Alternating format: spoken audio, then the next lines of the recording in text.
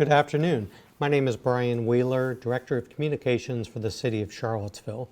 Welcome to Cville360, a program to inform and engage the Charlottesville community. During the coronavirus pandemic, the city's leadership knows you want to hear from us frequently about our actions.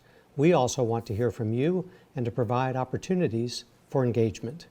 We've launched this program on our streaming sites, Comcast Channel 10, and on a companion Zoom webinar, so you can tune in live and on demand while practicing social distancing.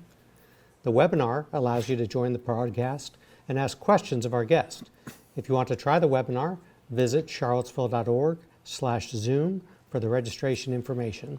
A link to each show appears at the bottom of the page. Today's show, we're going to start with an update from Chief Andrew Baxter of the Charlottesville Fire Department about the state of our coronavirus response. And he'll join us today in the studio. After the Chief's update, the remainder of the program will focus on our city market and the innovative approach being taken to keep our market vendors in business and our kitchens stocked. On the webinar, you can type your questions in the Q&A module, and you can click the raise your hand icon if you want to be brought into the show directly to address our guest. We'll start with Chief Baxter. Chief, you always have new information to share. There's always a lot changing. What's on your agenda today for an update? Well, the first thing that hasn't changed, as we've talked about at the beginning of every one of these broadcasts, are our strategic goals, our areas of focus as a city and as a region. So we continue to be focused on providing essential services to the community, on identifying and protecting and supporting our most vulnerable populations, making sure that our first responders are supported and have what they need in all respects, and then sustaining the healthcare system sort of in a larger sense. And all the efforts that are being undertaken are, once again, in an effort to flatten that curve so we can have a sustainable healthcare system throughout this pandemic. And I see you've got your mask in front of you there. I do. My mask is over on the side here. I'm seeing more and more people wearing those masks and paying attention to that. So I think that's a good sign. Absolutely. But I still see a lot of people not taking any protective measures. Yeah, I think that one of the most important things to understand about wearing the CDC guidance for wearing a cloth mask, a non-medical, non-surgical, not an N95 for the general public. We need to make sure those are reserved for healthcare providers and first responders and other essential personnel. The critical thing to remember about the cloth mask guideline is that it's to protect other people, right? So we know that a cloth mask will not protect the individual wearing it in the same way that an N95 will a healthcare worker in a high-risk environment. But that's not the intention. The intention is to protect other people from being exposed. And that is a really important intervention at this point because we now know in a more definitive way than we did even 30 days ago that the coronavirus itself can exist, people can have it and be infected with it and be contagious without any symptoms whatsoever. So it's normally, our guidance is if you're sick, you might want to wear a mask or cough etiquette, things of that nature. But this really is another level of the reasons that we're doing this in the first place, which is to protect the most vulnerable in our community. Mm-hmm. So, like you, I'm glad that we're seeing more people taking that step, and hopefully more people will follow suit. Yeah, and we're going to hear from city market officials and vendors talking about how they're taking precautions, both again for themselves, but also the participants in the city market. The personal protective equipment, PPE, I know in the city we've been really careful about inventorying that, making sure that our first responders get the priority on getting access to those materials. Right. What is the stockpile like for the city and the region? So we're I'm hesitant to ever say that we're in good shape because we could have a peak or a bloom, an outbreak very suddenly that would lead to a burn rate that would reduce our stocks considerably. Right now we're okay. We're tracking our burn rate on a regular basis.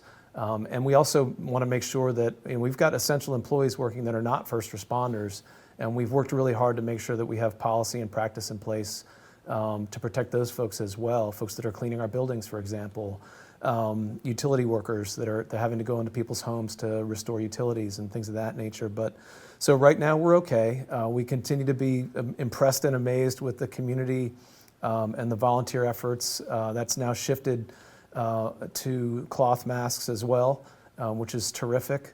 Ultimately, that problem, the challenge of PPE will be solved when there is long-term sustainable production all along the supply chain, from the raw materials all the way through to the manufacturing.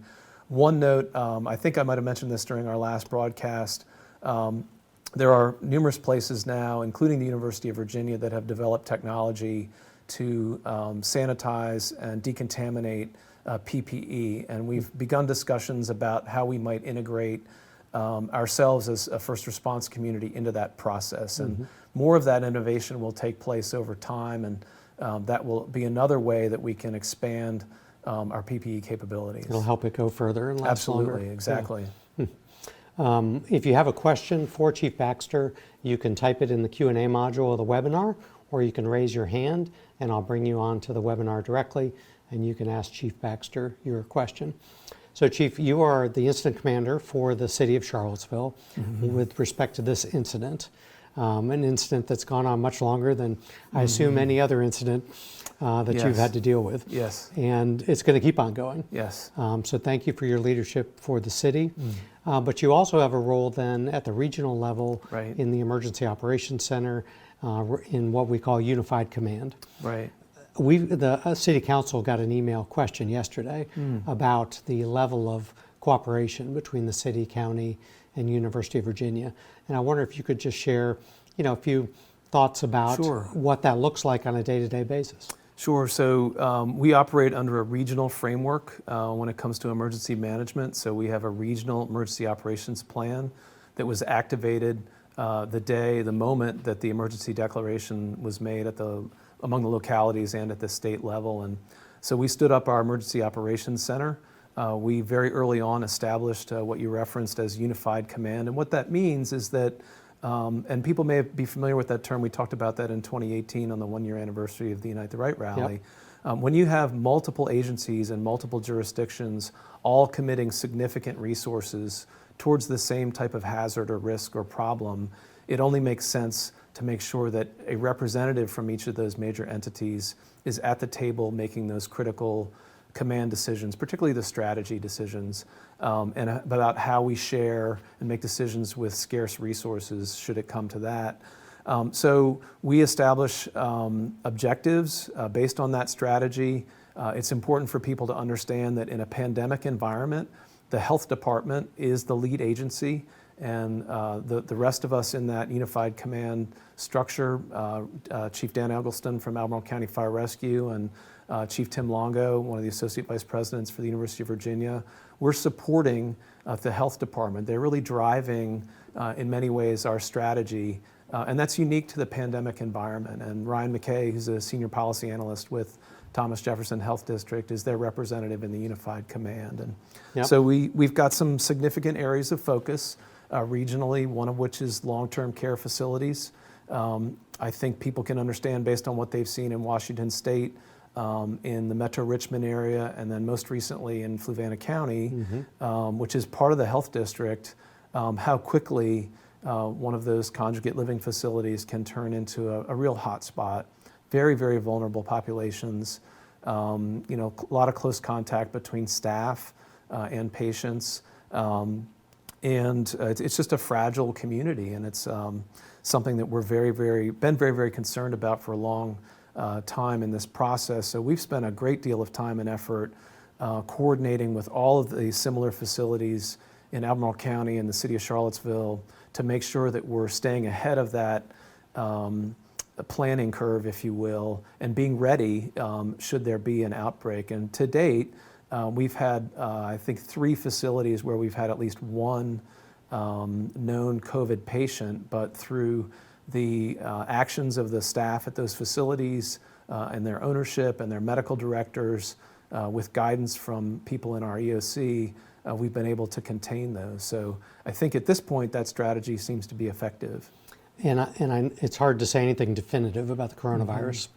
It's so Right. new. But some early science seems to indicate coming out of China that I guess the virus can be easily spread before you start feeling symptoms. That was Right. a new piece of research, it sounds like, has come out. But it speaks to, I think, the fact that in a facility like what you're talking about, it would be easy to spread that rapidly when you have a lot of people living in close proximity to each other and a lot of staff interacting. Yeah, that asymptomatic spread is certainly one of the things That's that what it's called. that makes COVID or coronavirus and such a particularly challenging agent to deal with. And if you think about how staff integrates with patients in a nursing home or in an assisted living facility, there's a lot of interaction. That's why they're there, is to get that level of care. So absent, physical, how do you keep physical distancing or social distancing in a nursing home? And these are also facilities that aren't necessarily used to dealing with the level of personal protective equipment that you would see, for example, in an intensive care unit in a hospital. And that's where they're having to shift their practice in a pretty significant way, very, very quickly too. So it's a major challenge. Well, as we wrap up this segment, what else would you like to share with the community? Well, we are developing an understanding about around a particular concern that we're going to be pushing out more information on in the next week or so. And it has to do with other types of emergencies that people traditionally use 911 and first response, fire and EMS for. And those in particular are heart attack and stroke. So we've mentioned a number of times when we've talked on the broadcast about our 911 call volume being down pretty dramatically, and that's stayed consistently down, which in a way is good. What that means is that people are not using 911 for non-emergencies. They're taking our advice and they're staying home if they're sick but they don't have difficulty breathing. They're calling their healthcare provider, and that's good. What we think we're seeing now, though, is people that are having chest pain that might be having a heart attack. They are also not calling 911. Or someone who's dizzy or is down on one side, weakness on one side, or they have facial drooping or slurred speech, indications of a potential stroke, they're not calling 911. They're also not showing up at the emergency department either, which is very concerning for us and for the folks in the hospital system too. So we're looking at our data to make sure that our anecdotal assumption at this point is correct. And then if it is, we're going to do some additional messaging to the community. And it's kind of a dual message. We don't want you to use 911 as a primary care resource. If you have that kind of issue, we want you to call your doctor, your healthcare provider. But if you think you're having a heart attack or a stroke or one of your family members is, we want to encourage you to call 911. We also understand that there are probably among that patient population folks who may be suffering from one of those illnesses, concern about going to the hospital. And that's a realistic fear, but that's something that the hospital and we as EMS providers take into consideration in terms of the protection that we wear, the protection that we put on the patient, the decontamination process that we use for our equipment, for our personnel, for our vehicles. And the same thing happens on the hospital setting as well. So more to follow on that, but please, please, please, if you think you're having a heart attack or a stroke, please call 911. Please call 911. Absolutely. Thank you, Chief. Absolutely. And Chief Baxter, you're welcome to stay with us if you'd like, or if you need to get back to the fire station, I certainly understand. The remainder of today's program is going to be focused on the innovative work being done by city staff and vendors related to the city market. Last weekend, the city held its first City Market to Go event, and we're going to get an update on that from a panel of 3 people joining us via webinar. And I'm going to show them all on your screen here, and we'll introduce them. And as I introduce you, please wave. Justin McKenzie is Charlottesville City Market Manager. We have Holly Hammond from Whisper Hill Farm, and we have Daniel Perry from Jam According to Daniel. All right, glad everyone is with us. Thank you. We're going to start with Justin McKenzie. Let me bring up Justin's video here. Justin, first of all, why don't you start by telling us how long you've been with the city, how long have you been in charge of the city market? Yeah, sure. I've been with the city for about 7 years now. I actually started out as a vendor at the city market. While I was going to college, I would help out in summers with one of my friends' community gardens and sell some local produce at the market. After completing my double major, I came back to Charlottesville where I grew up and saw there was a job opening with the city market as a rec aide.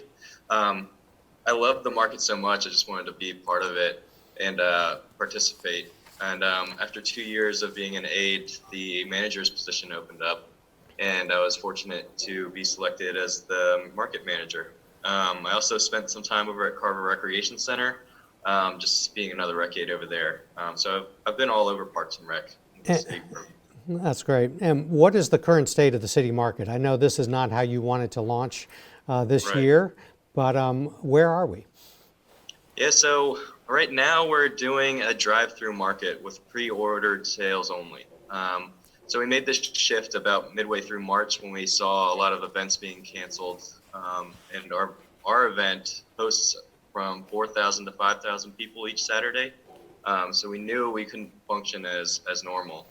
I immediately tried to look at other options for our vendors and for the community because we are such a jewel of the community. We see a lot of support from the Charlottesville and Albemarle residents as well as tourists from around the globe, really. That's great. And I definitely think you are, this is a jewel of what the city cares about and wants to be involved in. We're going to show a few slides now, pictures from last weekend. And let me bring those up here for you. As those are rolling, we'll go next to Holly Hammond. And Holly, I know there's a picture of your van coming up here related to Whisper Hill Farm, but tell us how long you've been involved in this work. Yeah, this is our 11th season farming, and I've been with the city market for 10 years. So yeah, we were at the old lot and we're at the new lot, and we are excited to have an opportunity to still get our product to people through the to-go market. And I'm going to bring you up front and center now. Tell us what your product is. Sure. So my husband and I grow 4 acres of certified organic plants. So a lot of the stuff that we're selling right now is plant starts, but we're also known to sell a lot of different vegetables, herbs, and cut flowers. So those 4 things. That's great. So let's go back to Justin. Yeah, sure. Justin, tell us what goes into planning and where this idea came from for the drive-through market. Sure. So I'd already been looking at online systems to try to provide an outlet for our vendors and customers to shop throughout the week instead of just on Saturday. As many of our customers know, parking is an issue downtown, and I thought that an avenue for people to shop online and get their orders pre-packed and pick up at the market would decrease the amount of parking issues that we have downtown. So luckily, I already had some connects over at Lulu's Local Food to provide the service. In talking to Molly Harris over at Lulu's Local Food, she was able to get me on board rather quick and enable me to onboard my vendors right away. Ultimately, I would love to have had the market open on the 4th of April as we usually open the first week in April. But we needed a little extra time just to get everybody on the same page. Right now we have approximately 40 vendors that are participating in the city market to go. And over the course of the past 2 weeks, we've had approximately 800 orders and over $50,000 in sales. So it's been going rather well. I would like to point out that one of the reasons why we switched to this system is because we wanted to provide food as an essential service to the community of Charlottesville and also support these local farms and small businesses that really rely on the market as their main source of income. And we wanted to do all that as safely as possible so that we don't spread coronavirus. At the market, we have safety measures in place. All vendors and staff must wear masks at all times and gloves. We do not allow our customers to browse any items while they're at the market. They must remain in their car and stay in their isolated environment. And we also open trunks and close them for the customers so they don't have to touch their vehicle. And when they leave, we will Clorox swipe their trunk handle. So we try to keep it as clean and safe as possible. That's great. Thank you, Justin. So it sounds like we're taking precautions to make sure people are safe as they come to the market. You're loading their vehicles up, and you could see in those pictures earlier that there was quite a line of vehicles and a lot of activity. What are some steps that you're going to take to improve things this weekend? Yeah, so we have time slots available, and I'm trying to educate all of our customers to please sign up for time slots. It enables us to run a lot more smoothly, especially with serving over 300 people a week. We need to make sure that we aren't causing traffic jams and we can serve people as quickly as possible. We are adjusting the layout a little bit so it runs a little bit smoother, and providing additional signage so everybody can just wayfind a lot easier. That's awesome. And Daniel, it looks like, is setting up a different system to talk to us. Can you hear us? And can we hear you, I guess, is the question, Daniel. Yeah. Can you hear me? I can. Let's see if I can get your video to work. Excellent. Yeah, sorry. Backups for backups, you know? All right, now we've got you. Excellent. So, Daniel, tell us how long you've been involved with the market. I started as a vendor the weekend of July 4th, 2008, which was just about a year after I graduated from college. And I'd had another job in town working, making jam.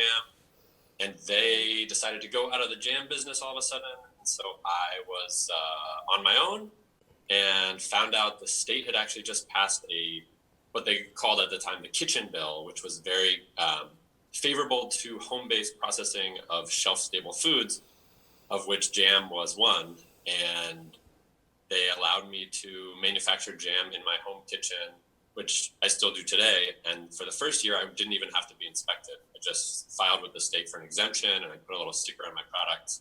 And it's really, it's such a great example of how the farmer's market is a business incubator and really makes room for people at all different levels of business, home business, farming, to come out together and try out their ideas and say, hey, this is something that I want to do, and does anybody else like it?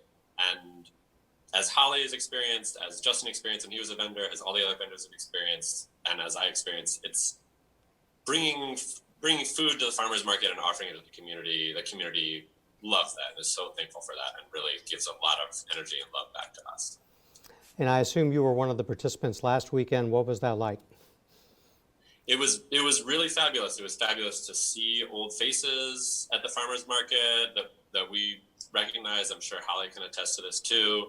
Seeing people that we usually would not see from the fall holiday market as the products the availability of fresh products declines. Some people stop going to the farmer's market, but those people in April, even when it's just greens and plants at the farmer's market, they're raring to go and they're ready to get out there. And so when the farmer's market didn't go off as planned the first weekend, I know a lot of people were upset and were wondering, when's our farmer's market going to come back? And so I think this past weekend and this upcoming weekend, a lot of them are going to come out and see us and let us know how much they missed us and how much they look forward to coming back to the market, especially now with all the strangeness that we have in the world.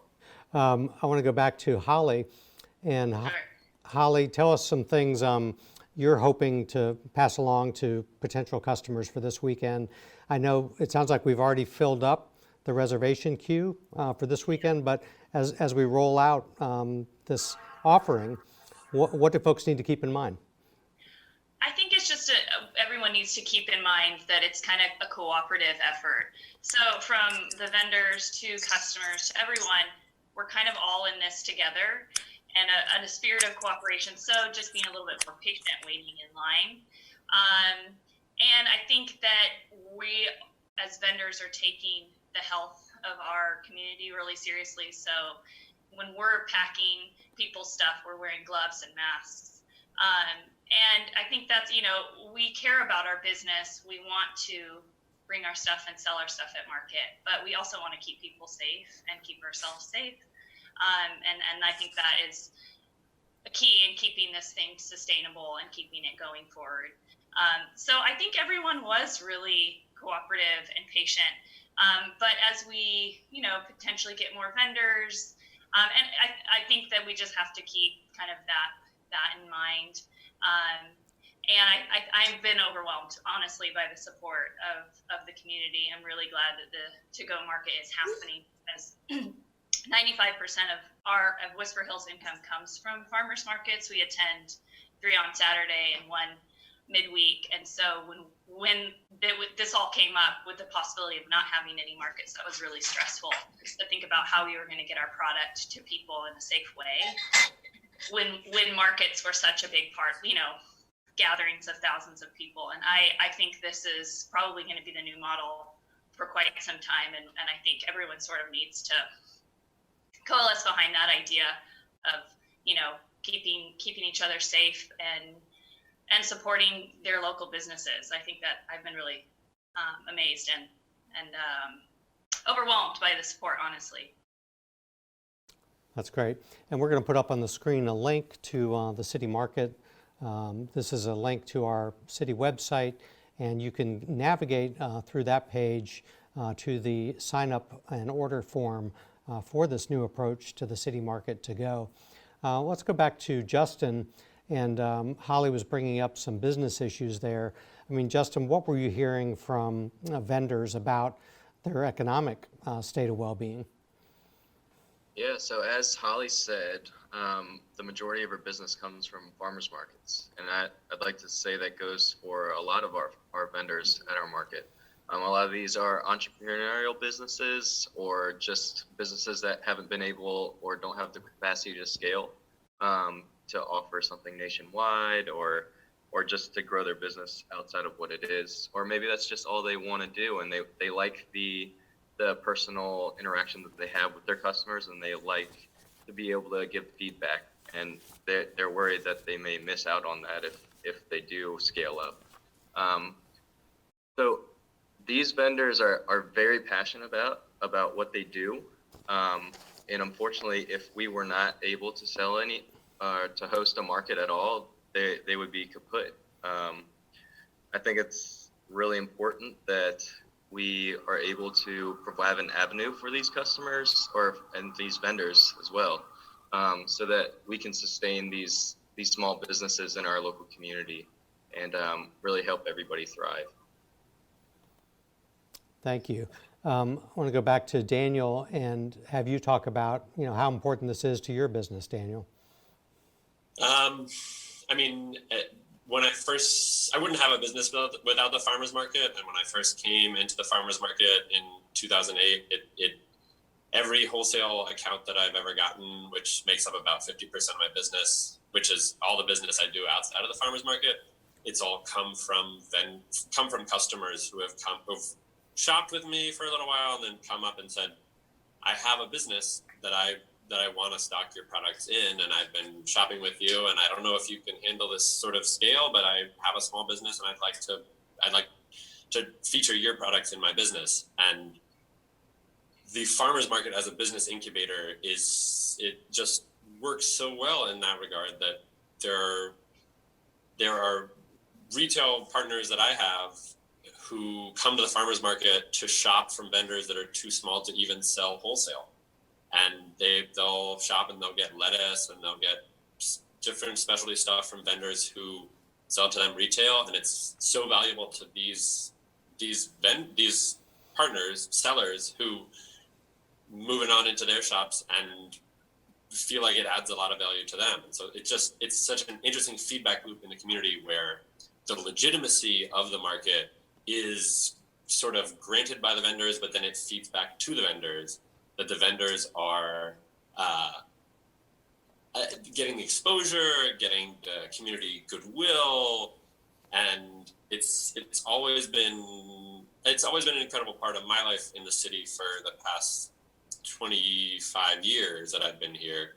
It's been it's such a community space, and seeing it recreated in this new drive-through reality is very strange, but it makes so much sense, and it works, and it brings back so much of something that we lost with the old farmers market, and something that we hope to get back to soon with the old farmers market. But really, right now, this brings so much of that richness back to the community, back to us as vendors, as business. And it's so fabulous that we, in our community right now, are having such a richness of multiple markets that we're getting, that are coming into the scene and supporting local producers. Thank you.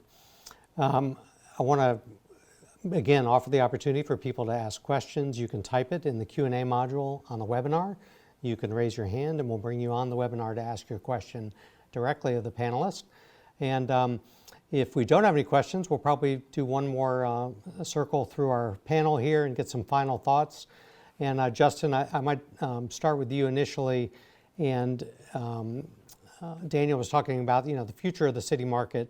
And when you think about, beyond pandemic mode, and remind folks where we are with the location of the city market and what plans we have for where it might go next. Sure. So when we made this transition to hosting a drive-through market, we needed to move the location to facilitate better traffic flow and an easier access for customers. So we moved the market from its downtown location to Penn Park, which can be accessed from Rio Road on Penn Park Road. That filtered all traffic on one road with one main entrance and one main exit. We expect us to be operating in this fashion for quite some time until we're able to congregate safely again in large crowds. I imagine that this system will still be in place even when we do decide to move back to the downtown location, just because it offers a great avenue for our customers to purchase products from our vendors week round. So in other words, you're saying that this pre-ordering and picking up your items could continue? Yep. And that's not something that was done previously? No. Okay, It wasn't. that's great. Holly, we'll come to you. Any final thoughts that you want to share with the community about the farmers market? I think just keep supporting it. We really appreciate the support, and we honestly think that by all the vendors' efforts and the city staff efforts, we think that it's a safer place to get a lot of local products than grocery stores. We're all taking really strong precautions to keep everyone safe, and you're also supporting local economy. So you're supporting my husband and I and our 5 employees when you purchase stuff from us. And we are the only ones growing and handling your product. So we're taking their health, the community's health really, really seriously. So I think that they can be assured that they're getting a safe product and that they're supporting, the local economy, which is really important to us. We feel really fortunate to live in a community that cares and just keep shopping at the market. We're excited to see you each week, even though it's not the same as in person. We can't interact, but we feel that love. We feel still really, really fortunate that we can get our product to people. So keep shopping. Thank you. That's awesome. And Holly, is it safe for me to plant things this weekend? That's the burning question I have for a friend. I know people are really, really excited about getting their garden started.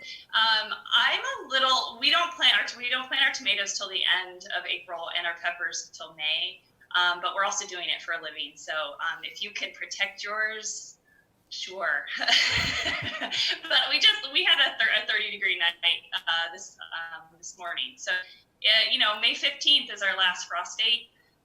Usually we feel pretty confident in May, the first part of May, planting our tomatoes and peppers, but it's a weird year. Awesome. Well, you may have just bought me some additional time this weekend for other things.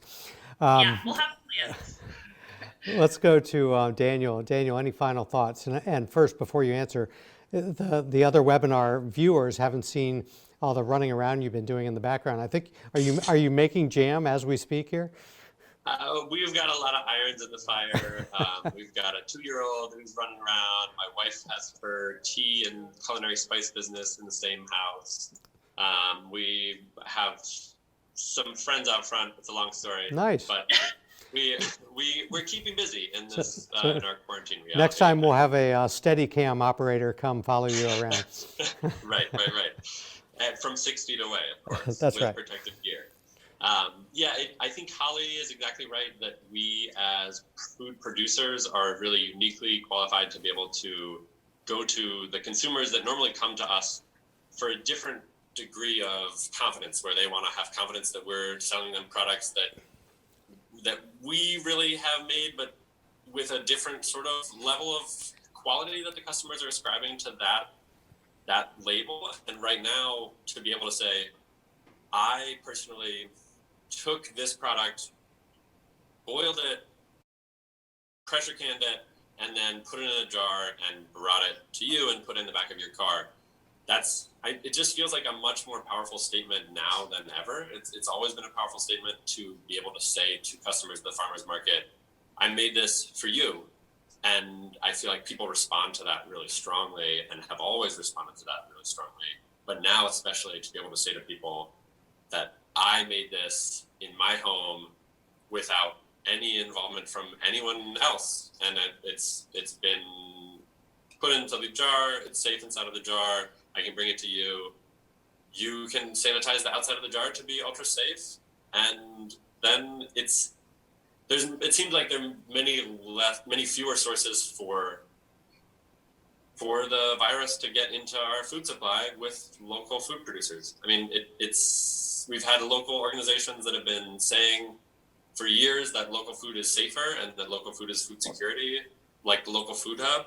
And now it just seems like food security has taken on a much deeper meaning for people, and food security is security in the space where you acquire the food, and it's not just about food safety anymore.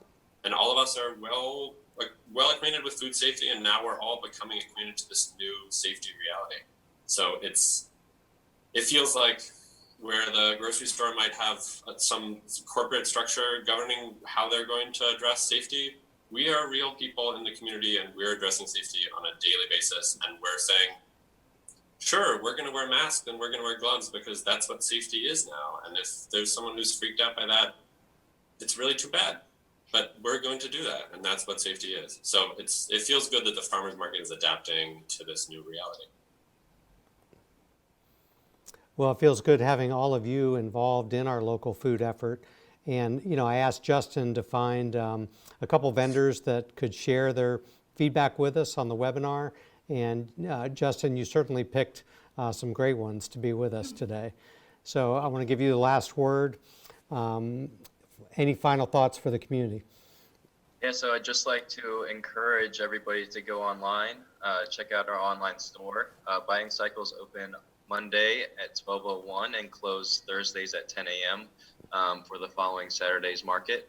I do want to echo all the safety measures and the importance of getting safe food that's local. I think we and a few other farmers markets in the area are the best source for safe and healthy food. So please check us out. Thank you, Justin. And we have one question come in from Kate Fraley about future City Council meetings. And the question is, when will City Council have a public meeting? And will it be via Zoom, as we're doing right now? And what about other boards and commissions? And I can share that City Council is meeting virtually Monday evening at 6:30. And while there will just be a few of us in City Council chambers, we expect all members of Council to be participating via the Zoom webinar. We will also bring in public to comment during matters from the public in the same fashion that we're doing in this webinar. So Kate, feel free to sign up for that meeting. The link is on the city's website at charlottesville.org, and you can find it on our calendar. You can also go to charlottesville.org/Zoom to sign up for any of our webinars that we've been doing during the coronavirus. As to other boards and commissions, there's not a plan right now for them to meet in the near future unless they are talking about continuity of government issues. One example is the Minority Business Commission, and they are looking at allocating grant funding to help businesses in the community. So that's an example of a city council appointed board or commission that does have some vital business to attend to. But for the most part, all of our other boards and commissions are on hiatus right now. City Council will be meeting Monday with a focus on the budget and the tax rate. And after that meeting, we'll announce upcoming opportunities for the public to engage them on things related to the budget. That's going to wrap up today's show. And our next show will be on Tuesday, April 21st at 11 a.m. We will get an update from Chief Baxter, and we'll be joined by City Manager Teron Richardson and City Councilor Michael Payne. They will brief us on that council meeting I was just telling you about and about the changes to the upcoming budget process. Please contact me with your feedback and ideas for future topics and guests. And thank you for watching Cville360. Please stay healthy.